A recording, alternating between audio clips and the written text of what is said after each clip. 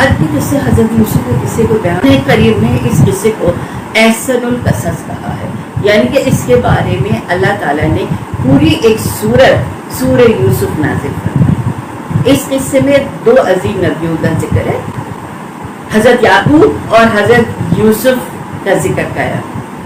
اس میں تفصیل سے ذکر ہے کہ سورہ یوسف مکی ہے اور یوسف علیہ السلام کا اگرچہ آزمائش کی دراصل داستان ہے، لیکن اس میں اور بھی بہت سی چیزیں پنہاں ہیں۔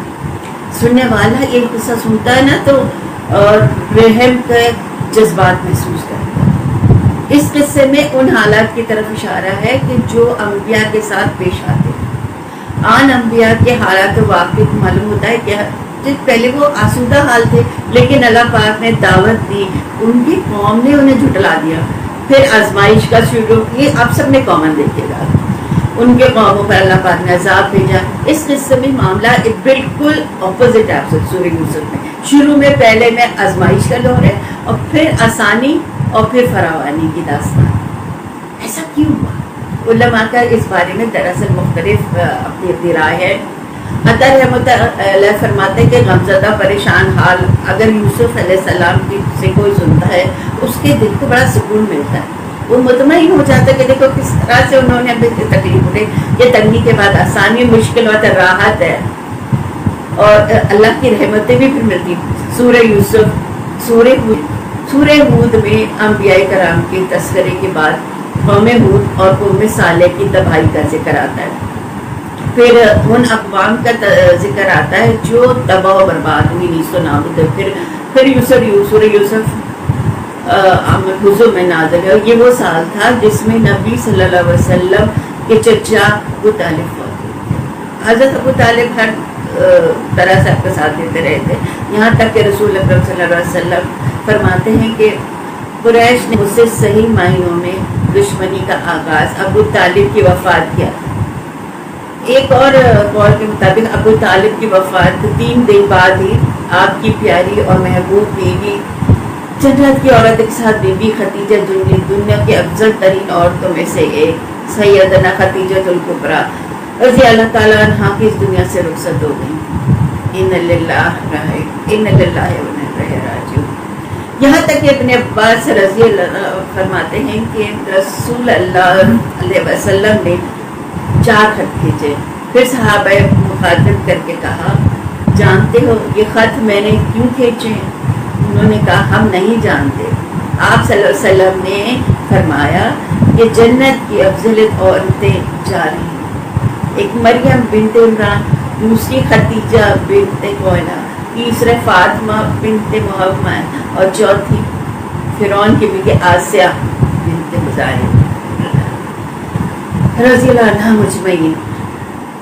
حضرت خدیجہ رضی اللہ عنہ ابو طالب کی وفات کا آپ صلی اللہ علیہ وسلم کو بہت شدید صدمہ ہوا، تب آپ کی تسلی کے لیے اللہ تعالیٰ نے سورہ یوسف نازل فرما دی اور آپ کو تسلی، تنگی کے بعد راحت آتی ہے، فراغی آتی ہے، اور اس صورت میں سبق آموز واقعے پنہاں ہے اور عبرتوں کا تذکرہ پنہاں ہے، جبکہ دوسرے انبیاء کے قصوں میں قرآن اور احادیث میں مختلف مقامات ہیں۔ یہ قصہ قرآن کریم کے ایک جگہ کیوں ذکر گیا، یعنی ایک ہی جگہ ہے، آپ دیکھیں کیا حکمت تھی، باقی قصے مختلف جیسے سورہ جیسے حضرت موسیٰ کے 33 جگہ پہ، مگر ہر قصے میں ڈفرینٹ چیز پہ فوکس کیا گیا۔ جیسے کہ حضرت ابراہیم علیہ السلام کا قصہ کہ جب اللہ کے بندے فرشتے ان کے پاس آئے تو ان کے آنے پر ابراہیم علیہ السلام نے جو مہمان نوازی کی تھی اس کو مختلف انداز میں بیان کیا گیا ہے۔ ایک جگہ فرمایا گیا ہے کسی تاخیر کے بنا ہوا بچڑا لے آئے تھے، اور دوسری آیت میں فرمایا بس ابراہیم گوچھڑے آئے۔ ان دونوں کو چیزوں کو جمع کرنے سے معلوم کہ بنا ہوا تازہ بچڑا پیش کیا گیا تھا، بس ان کا اس لیے تذکرہ کیا کہ لوگ اس سے عبرت پکڑے۔ علامہ قرطبی رحمۃ اللہ فرماتے ہیں یوسف علیہ السلام کے قصے کو ایک جگہ اور باقی انبیاء کو مختلف جگہ علیحدہ پھر ایک ہی حکمت یہ ہے کہ وہ مخالف جو ہے نا وہ حجت قائم کے وہ مقرر کرام لا سکتے ہیں اور نہ قصہ یوسف کو طرح اکٹھا کرام لا سکتے ہیں۔ مطلب یہ ہے کہ بلاغت کی ہر قسم میں دشمن کی ہر حجت پہ قائم ہو سکے. اللہ تعالیٰ کلام کو مقرر اور غیر مقرر کر قرآن کا اعجاز بیان کرنا چاہتے ہیں کہ اللہ چاہے تو ایک ہی قصہ بیان کرتے ہیں یا چاہے تو مختلف جگہ بیان کرے. یہ تو ہمارا اللہ رب العزت وہ یہ نہ کہہ سکے دیکھو قرآن میں یہ قصہ علیحدہ جگہ بیان ہوا تو اللہ تعالیٰ نے اس کو ایک ہی جگہ بھی بیان کیا. یہ تو اللہ کی کون ہے کہ کوئی تو یہ اللہ تعالیٰ کی ہی تو ہے جو باتیں ہم کوئی نہ نہیں کر سکتے. اب یہ کسی کا میں آپ کو سناتی ہوں اس طرح کرتے تھے جس طرح اس کا اللہ رب العزت نے کیا ہے. شروع اللہ کے نام سے جو بڑا مہربان نہایت رحم کرنے والا ہے. علام را یہ روشن کتاب کی آیتیں ہیں. یقیناً ہم نے اس کتاب میں عربی قرآن میں نازل فرمایا کہ تاکہ تم سمجھ سکو اور ہم تمہارے سامنے بہترین بیان کرتے تھے اس قرآن سے جو آپ کی جانب وحی کے ذریعے نازل کیا تھا. اور یقیناً آپ اس سے پہلے بے خبروں میں سے تھے. تو دراصل ایک خبر کے بعد دوسری خبر اس اطلاعات کو کہتے ہیں یعنی جو کس سے چل رہے ہیں. اور قصص کا قصص یعنی ون آفٹر انادر جیسے اللہ کی کتاب نے کی. موسیٰ کی والدہ نے ان کی بہن سے کہا کہ جیسے تو اس کے پیچھے پیچھے جا.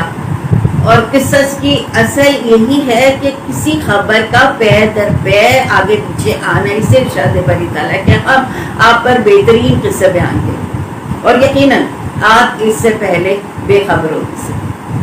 غفلت سے مراد یہاں یہ ہے کہ اللہ کے ذکر سے غفلت نہیں بلکہ یہ ہے کہ نزول قرآن سے پہلے آپ قصص سے واقف تھے. اللہ تعالیٰ سورہ یوسف 4 اور 5 میں فرماتے ہیں جب یوسف نے اپنے باپ سے ذکر کیا کہ ابا جی میں نے 11 ستارے اور سورج چاند کو خواب میں دیکھا ہے تو سب مجھے سجدہ کرنے تھے. تو یعقوب نے اس سے ہم نے کہا پیارے بچے اپنے اس خواب کا ذکر اپنے بھائیوں کو مت کرنا. ایسا نہ ہو کہ وہ تیرے ساتھ کوئی فریب کاری کر جائے. شیطان تو انسان کا کھلا دشمن ہے.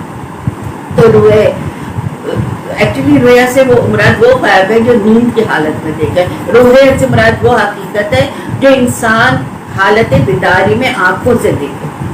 تو یوسف علیہ السلام نے یہ خواب میں دیکھا کہ 11 ستارے اور سورج اور چاند ہے جو انہیں سجدہ کر رہے ہیں.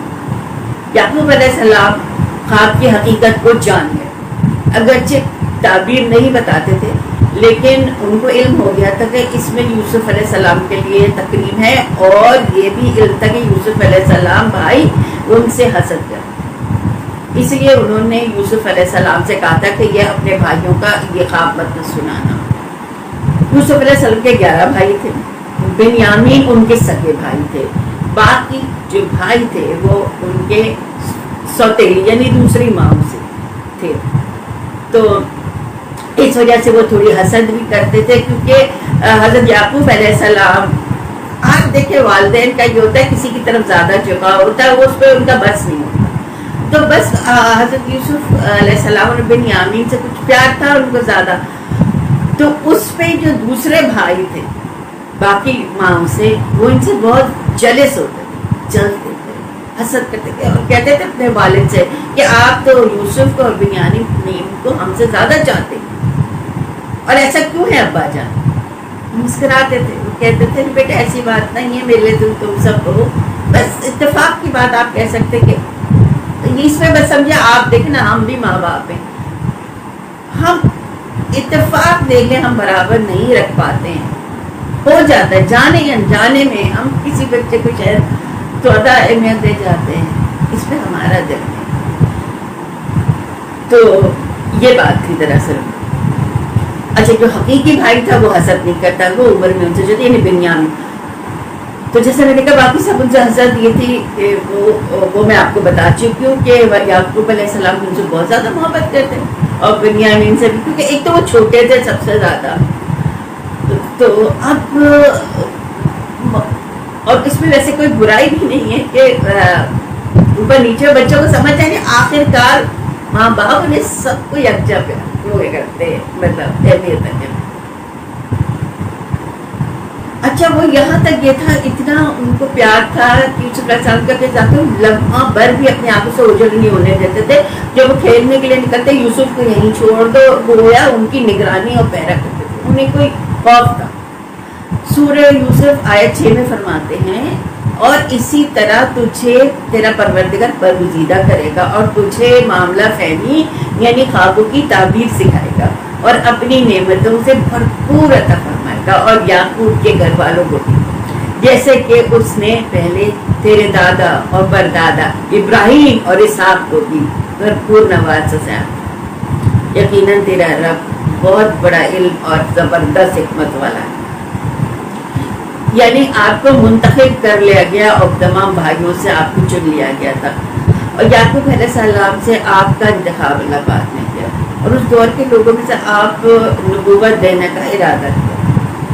مزید یہ کہ وہ لوگوں کے خوابوں کی تعبیر بھی بتاتے تھے، اور آیت میں جس نعمت کا ذکر ہے اس سے مراد نبوت کی نعمت ہے. اور یہ قصہ اللہ تعالیٰ نے نصیحت کے طور پہ ذکر کیا ہے. اللہ تعالیٰ نے سورہ یوسف آیت 7 اور 8 میں فرماتے ہیں کہ یقیناً یوسف اور اس کے بھائیوں نے دریافت کرنے والوں کی بڑی بڑی نشانیاں بتائی ہیں، جبکہ انہوں نے کہا کہ یوسف اور اس کا بھائی بنسبت ہمارے باپ کو زیادہ پیارا ہے، حالانکہ ہم طاقتور جماعت ہیں. کوئی شک نہیں کہ ہمارے ابا صحیح غلط ہیں.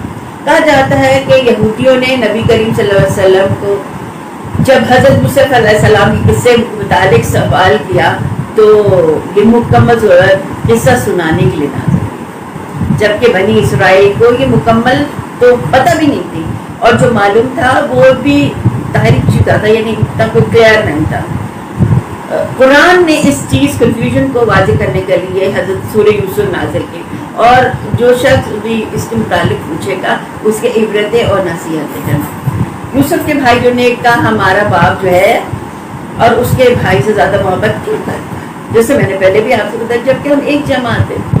باپ کے ہمیں اعتراض بھی کرا مگر یہ برا گمان تھا. زلال کا دراصل مانا ہوتا ہے گمراہی، اور کبھی کبھی خطا کرنے بھی نہیں. جب انسان سے خطا ہو جائے تو بعد میں انہوں نے بیٹھ کر ذرا بھائیوں نے مشورہ کیا کہ یوسف علیہ السلام کی قتل کی تجویز پیش کی. اللہ تعالیٰ آیت 9 میں فرماتے ہیں یوسف کو تو مارو ڈالو یا اسے کسی نامعلوم جگہ پھینک دو کہ تمہارے والد کا رخ اس کی طرف سے تمہاری طرف ہو جائے اور اس کے بعد تم نے کھو جانا. مطلب یہ کہ تم آپس میں کہنے لگے کہ یوسف کو قتل کر دو، اور اس پر بڑے بھائی نے یہودا نے مداخلت کی. قتل بہت سنگین جرم ہے، اس پہ وہ بولے تب پھر اسے کہیں غائب کر دیتے ہیں تاکہ باپ کی جو توجہ ہے وہ تمہاری طرف ہو جائے اور یوسف علی رکاوٹ ختم ہو جائے. دیکھیے کیسی سوچ ہے کہ پہلے برائیں گے پھر توبہ کریں گے اور پھر نیک بن جائیں گے.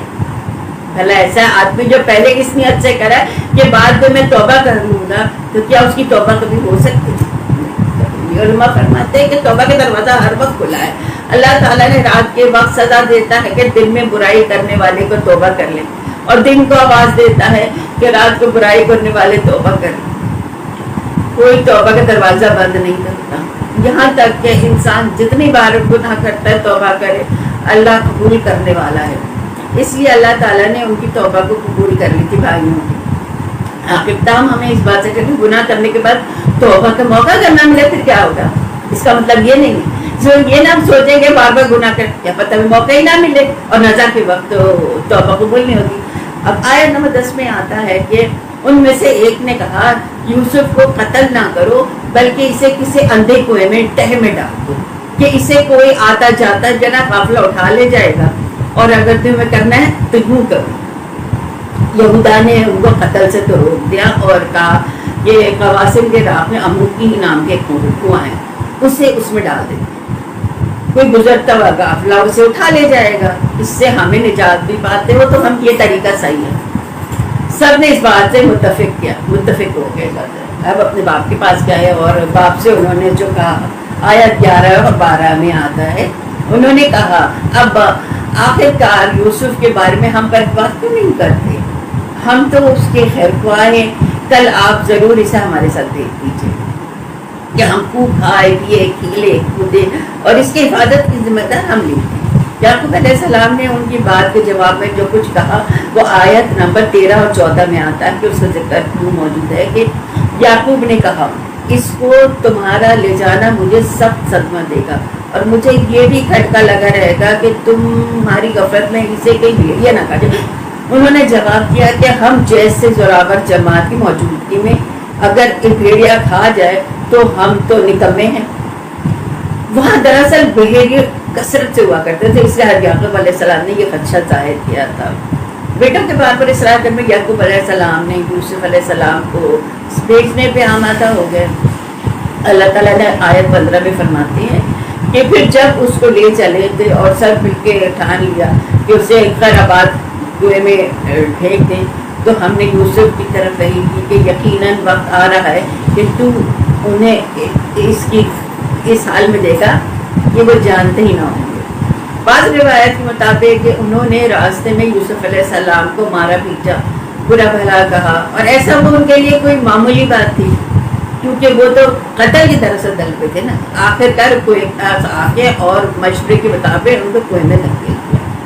یوسف علیہ السلام کنویں میں ایک پانی میں نہیں بلکہ پتھر میں گرے اور پتھر پہ وہ بیٹھ گئے اور اللہ تعالیٰ کی تسلی دی گئی کہ آپ پریشان نہ ہوں، بہت جلد آپ کو کنویں سے نکل جائیں گے اور ان کے گناؤں کھیل کے بارے میں بتلائیں گے اور انہیں اس بات بھی گمان ہوگا کہ ایسا وقت بھی آئے گا۔ یوسف علیہ السلام کو کنویں میں ڈالنے کے بعد انہوں نے گھر جانے کی تیاری کی بھائیوں نے۔ آیت نمبر 16 میں آتا ہے کہ عشاء کے وقت وہ سب اپنے باپ کے بس روتے ہوئے پہنچے۔ امام عامش قاضی شرح مجلس میں بیٹھے تھے کہ ایک عورت آئی، اس کا ایک آدمی سے جھگڑا تھا، وہ بہت شدت سے رو رہی تھی۔ عامش بولے آپ دیکھتے نہیں کہ کس بری طرح سے رو رہی ہے، اور ان کا مطلب یہ تھا کہ یہ سچی ہوگی کس طرح روتی۔ قاضی شرح نے فرمایا یوسف علیہ السلام کے بھائی بھی تو رات کو روتے ہوئے اپنے باپ کے پاس آئے تھے، کیا وہ سچے تھے؟ بس بس فیصلہ رونے پر نہیں ہے، انصاف پر مبنی ہونا چاہیے۔ اب یوسف علیہ السلام نے باپ کو اپنی تفصیل سنائی۔